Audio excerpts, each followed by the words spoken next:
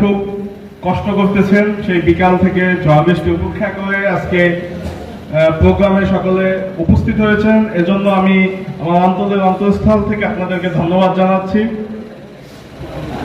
এবং আপনাদের প্রতি কৃতজ্ঞতা প্রকাশ করতেছি যে আপনারা স্বতঃস্ফূর্তভাবে, আমি আসলে জানতাম না যে আসলে গলাচিপাতে এত বড় কোনো আয়োজন হইতেছে। আমি ভাবছি যে হয়তো আমি আসবো স্বাভাবিক সময় যেভাবে আসি সেভাবে আসবো, কিন্তু আমি এসে আসলে অবাক হয়েছি। আসলে আপনাদের ভালোবাসা প্রতি আমি ঋণী হয়ে গেলাম। আবার আপনারা যে ভালোবাসা আজকে আমার প্রতি দেখিয়েছেন এবং নুরুল হক নূর ভাইয়ের সিদ্ধান্তের প্রতি যে আস্থা আপনারা রেখেছেন, আমি বিশ্বাস করি আপনারা সেই আস্থা আমার প্রতি রাখবেন এবং আমিও আমার জায়গা থেকে আপনাদের জন্য আমার যতটুকু করণীয় আমি সবটুকু আমি উজাড় করে করব আপনাদের জন্য।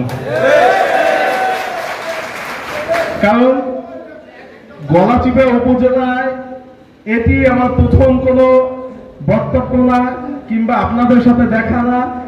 সেই 2021 সাল থেকে হাঁটি হাঁটি পাপা করে দু একজন করে করে আজকে গণ অধিকার পরিষদ গলাচিপা উপজেলায় একটি শক্তিশালী সংগঠন হিসাবে রূপ ধারণ করেছে। ছাত্র অধিকার পরিষদ, যুব অধিকার পরিষদ, শ্রমিক অধিকার পরিষদ, সর্বোপরি গণ অধিকার পরিষদ একটি শক্তিশালী অবস্থান তৈরি হয়েছে। এই অবস্থান তৈরির পিছনে যাদের অক্লান্ত পরিশ্রম আছে, যাদের রক্ত ঘাম জড়িত আছে, সকলের প্রতি আমি আমার আরেকবার কৃতজ্ঞতা প্রকাশ করতেছি।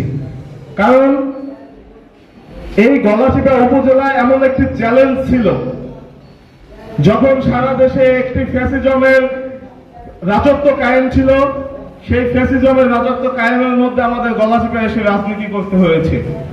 এই রাজনীতি করতে গিয়ে আমরা নানান ভাবে অপমান অপদস্থ হয়েছি, কিন্তু মজার বিষয় হলো কেউ কারোটা কারো কাছে বলি নাই। কেন বলি নাই? এটা একটি মজার ঘটনা হলো, আমার অপমানের ঘটনাটুকু যদি আমি আরেকজনকে বলি, সে একটু মনটা দুর্বল হতে পারে তার, এই জন্য আমারটা আমার মধ্যে রাখছি। আবার সেই একই ঘটনা অন্য আরেকজন যখন তাকে কেউ হুমকি দিছে, থানা থেকে ফোন দিয়ে থানায় আসতে বলছে কিংবা বাড়িতে যেয়ে খুঁজে আসছে, সে কিন্তু কারো কাছে বলে নাই। কেন? যদি আমার কাছে বলে, আমি যদি মানসিকভাবে দুর্বল হয়ে যাই। এইভাবে করে নানান ঘাত প্রতিঘাত প্রতিকূলতার মধ্যে আজকে আমাদের এই অবস্থান। গলাচিপা 10 মিনা পটুয়াখালী 3 থেকে নুরুল হক নূর ভাইকে আমরা এমপি হিসাবে এখান থেকে সংসদে পাঠাইতে পেরেছি। তারপর তারেক রহমান তার প্রতি আস্থা রেখে তাকে একটি মন্ত্রণালয়ের প্রতিমন্ত্রী হিসাবে দায়িত্ব প্রদান করেছে এবং সে খুবই গুরুত্বপূর্ণ ভাবে এবং রাষ্ট্রের অধিক গুরুত্বপূর্ণ একটি মন্ত্রণালয়ের দায়িত্ব, যেই মন্ত্রণালয়টা সারা পৃথিবীর সাথে কানেক্টেড। এই মন্ত্রণালয়ের কাজের পরিধি পুরো পৃথিবী জুড়ে। এইটা নেগেটিভ কোনো কিছু হইলে সেইটাও সারা পৃথিবীতে একটা ইম্প্যাক্ট ফেলে, কারণ প্রত্যেকটা দেশের দূতাবাসের সাথে তাদের একটা কার্যক্রম জড়িত। তো সেই জায়গা থেকে প্রধানমন্ত্রী জনাব তারেক রহমান তিনি বুঝতে পেরেছে যে নুরুল হক নূর একজন দক্ষ নেতৃত্ব, সেই জন্যই তাকে একটি সম্মানজনক পদে আদিষ্ট করেছে। আমি মনে করি তিনি আমার প্রতি যে আস্থা রেখেছে, আমি আমার জায়গা থেকে তার আস্থার সম্পূর্ণ প্রতিফলন দেওয়ার আমি আমার চেষ্টা চালাবো। কিন্তু শুধু আমি চেষ্টা করে দেব তাহলে কিন্তু আমি সফল হইতে পারবো না। আর আমি যদি ব্যর্থ হই, তাহলে এই ব্যর্থতার দায়ভার কিন্তু নুরুল হক নূর ভাইয়ের উপরে উঠবে। অতএব আমার যদি সফল হতে হয়, আপনাদেরকে আগে সফল হতে হবে। আপনাদের সফলতা আমার ঘাড়ে আসবে, আমার সফলতা নুরুল হক নূর ভাইয়ের ঘাড়ে যাবে। এইটা সম্পূর্ণ বিশ্লেষণ এখন অনেক সময় বসে আছেন, সবটুকু বলবো না। ধাপে ধাপে আপনাদের সাথে বিভিন্ন সময়ে উপজেলা নেতৃবৃন্দ, ইউনিয়ন নেতৃবৃন্দ এবং ওয়ার্ড নেতৃবৃন্দ পর্যন্ত আমি মত বিনিময় করব এবং নির্দেশনা চলমান থাকবে।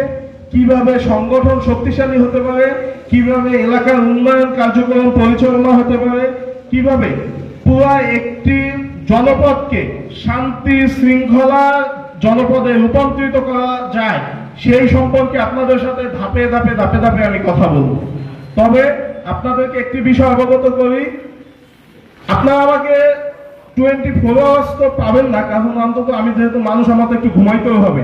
তো ঘুমের সময়টুকু বাদে আমি আমার চেষ্টা করব সবটুকু সময় আপনাদের জন্য আমি ব্যয় করার জন্য। কিন্তু গলাচিপা যেহেতু এটা একটি বড় উপজেলা, গলাচিপা উপজেলা মাননীয় প্রতিমন্ত্রী জনাব নুরুল হক নুর ভাই গত পরশুদিন রাতে আমাকে ডেকে তার বাসায় ইনস্ট্রাকশন দিয়েছে, তার যে একটা অফিস হবে, তার অফিসের পাশে প্রতি সপ্তাহে নির্দিষ্ট একটা টাইম করে এবং সেটা শিডিউল পাবলিকলি ঘোষণা করে সেইখানে বসার জন্য তিনি আমাকে নির্দেশনা দিয়েছেন। সেটা 2 দিন হতে পারে অথবা 3 দিন, এবং একই সাথে 10 মিনিটেও সেম ঘটনা, 2 দিন 10 মিনিটে 3 দিন গলাচিপাতে বসার একটা ইনস্ট্রাকশন নুরুল হক নুর ভাই দিয়েছে। আশা করি আমি যদি সেখানে বসতে পারি এবং আল্লাহ যদি আমাকে সেই সৌভাগ্য দেয়, তৌফিক দান করে, আপনাদের সমস্যাগুলো আসবে, আমি আমার সাধ্য মতো চেষ্টা করব এখান থেকে যতটুকু সম্ভব সমাধান করা। যদি আমার যদি আয়ত্তের বাইরে থাকে, আমি সেটা মাননীয় প্রতিমন্ত্রী এপিএস আছে, পিও আছে, তাদেরকে জানাবো। তারপর যদি তাদের আয়ত্তের বাইরে থাকে তাহলে সেটা আমি প্রতিমন্ত্রী মহোদয়কে জানাবো। কিন্তু প্রতিমন্ত্রী মহোদয় একটা নির্দেশনা সরাসরি একদম হার্ডলি দিয়েছে যে গলাচিপা কিংবা 10 মিনিট থেকে মনে চাইনি, মন ভালো লাগলো না, হঠাৎ করে ঢাকায় এসে বললাম, এইটা আর করা যাবে না। কারণ ছোট ছোট আপনার বাড়ির পাশে বাড়ির সাথে আপনার একটা রাস্তা নিয়ে বিরোধ, এইটা সে ঢাকায় বসে মন্ত্রণালয় বসে সমাধান করবে? এটা তো সমাধান করতে হবে গলাচিপা উপজেলা নেতৃবৃন্দ, রাজনৈতিক লোকজন, প্রশাসনের লোকজন সমন্বয়ে এই ধরনের সমস্যাগুলো সমাধান হবে। তো সেই জায়গা থেকে এরকম টুকিটাকি ঝামেলা নিয়ে তার কাছে তিনি যেতে না বলেছেন। যদি অধিকতর কোনো গুরুতর কোনো বিষয় হয় সেটা তিনি দেখবেন। তবে আপনাদেরকেও এখানে যারা গণ অধিকার পরিষদ এবং অন্য অন্য অঙ্গ সংগঠনের নেতৃবৃন্দ আছেন তাদেরকেও বলি একটা তেতো শক্ত কথা, যদি কারো অসৎ উদ্দেশ্য থাকে তাহলে দয়া করে আমার কাছে আসবেন না। অসৎ উদ্দেশ্য নিয়ে আবু নাইমের কাছে আগেও কেউ আইসা সুযোগ পায় নাই, দায়িত্ব পাইছে, এবার কেউ আইসা সুযোগ পাবে না।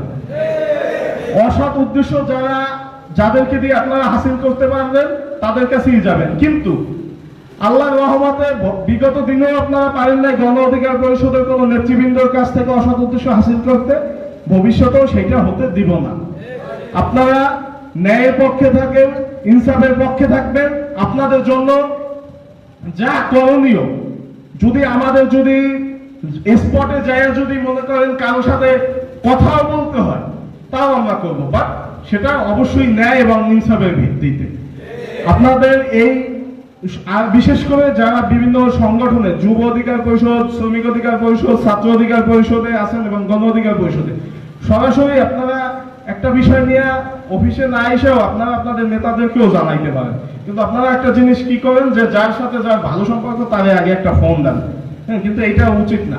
একজন ওয়ার্ডের নেতার সমস্যা একজন ইউনিয়ন নেতাই সমাধান করতে পারে, কিন্তু আপনারা কি করেন সরাসরি উপজেলা নেতাদেরকে বলেন। অনেক সময় উপজেলা নেতাদেরকে না বইলা ঢাকাতে চলে যান। এগুলা করা যাবে না। প্রত্যেকটা জিনিসের একটা শৃঙ্খলা আনতে হবে, সিনিয়রদের সম্মান করতে হবে। আপনি যত আগেই আসেন, সিনিয়রদের বসার ক্ষেত্রে, সিনিয়রদের সাথে কথা বলার ক্ষেত্রে আপনার অবশ্যই একটা ভদ্রতা, নম্রতা নিয়ে আসতে হবে।